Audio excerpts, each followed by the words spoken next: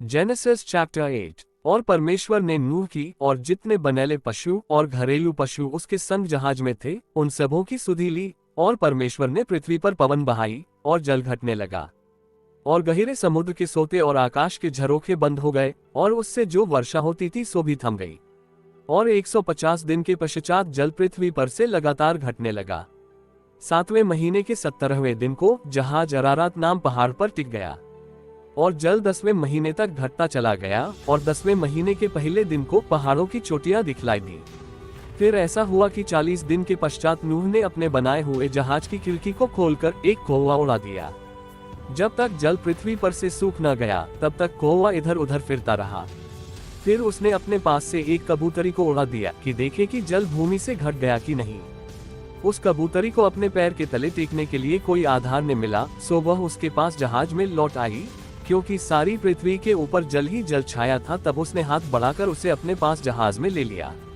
तब और 7 दिन तक ठहरकर उसने उसी कबूतरी को जहाज में से फिर उड़ा दिया।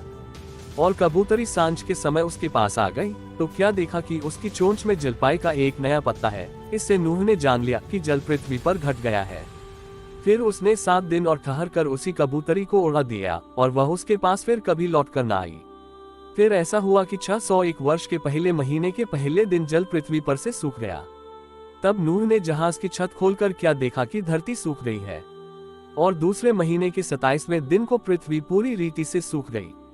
तब परमेश्वर ने नूह से कहा, तू अपने पुत्रों, पत्नी और बहुओं समेत जहाज में से निकला।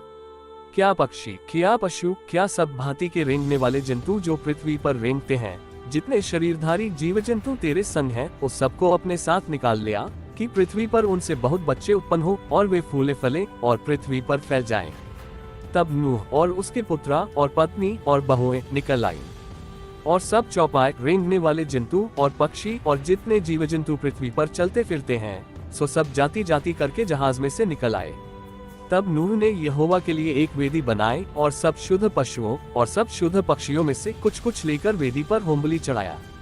इस पर यहोवा ने सुखदायक सुगंध पाकर सोचा कि मनुष्य के कारण मैं फिर कभी भूमि को शाप न दूंगा। यद्यपि मनुष्य के मन में बचपन से जो कुछ उत्पन्न होता है सो बुरा ही होता है, तो भी जैसा मैंने सब जीवों को अब मारा है वैसा उनको फिर कभी न मारूंगा।